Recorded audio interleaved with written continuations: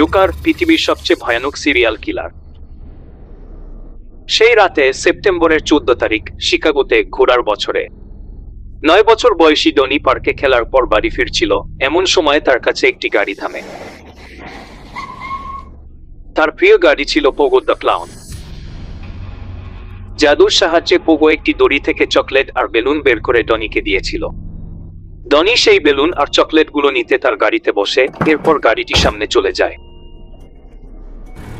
সেই রাতে ডনি সেই ক্লাউনের সাথে চলে গিয়েছিল, কিন্তু তারপর থেকে সে আর কখনো বাড়ি ফিরে আসেনি। পুলিশ ডনির কেস তদন্ত করেছিল, কিন্তু কোনো সিদ্ধান্তে পৌঁছাতে পারেনি। কারণ গত 4 বছর ধরে এমন অনেক নিখোঁজ ঘটনা ঘটেছে, যেটি একটি ক্লাউন কিড দ্বারা ঘিরে ছিল, কিন্তু সে কোনো দিট প্রমাণ বা সূত্র খুঁজে পায়নি। এই ঘটনার প্রায় 1 বছর পরে,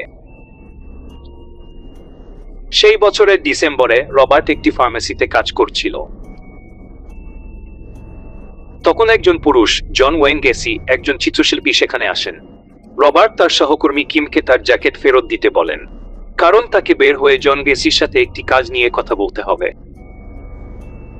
কিম সেই জ্যাকেটে একটি ফিল্ম রোলের রসিদ রেখেছিল এবং রবার্ট সেই জ্যাকেট পরে বের হয়ে যান। কিন্তু সেই দিনের পর থেকে রবার্টের বাবা মা সারা রাত তাকে খুঁজেছেন, কিন্তু তাকে কোথাও পাওয়া যায়নি। রবার্টের রাজনীতিবিদ বাবা কোনো দেরি ছাড়াই পুলিশ জিজ্ঞাসাবাদের সময় অবহিত করা হয়েছিল। রবার্টকে শেষবার গেসির সাথে দেখা গিয়েছিল যখন গেসির আপনাদিক রেকর্ড পরীক্ষা করা হয়, যে তিনি শারীরিক আক্রমণের জন্য অনেকবার জেলে গিয়েছেন এবং তিনি অনেক তরুণ ছেলেদের হুমকি ও অনুসরণ করার অভিযোগে অভিযুক্ত হয়েছেন। পুলিশ জনের উপর নজর রাখতে শুরু করে, কিন্তু অনেক দিন ধরে কোনো গতিবিধি ছিল না। কিন্তু তারপর পুলিশ তার বাড়ি তল্লাশি করে এবং তারা অনেক সুরাগ পায়।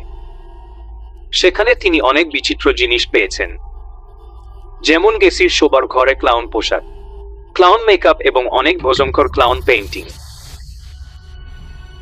এর সঙ্গে অনেক প্রাপ্তবয়স্ক চলচ্চিত্র, একটি আংটি এবং অনেক যৌন খেলনা পাওয়া গেছে। এর সঙ্গে 2টি বইও পাওয়া গেছে, লাভিং ইয়াং মেন ও প্রেটি বয়েজ মাস্ট ডাই, যেগুলো সমকামিতা নিয়েছিল।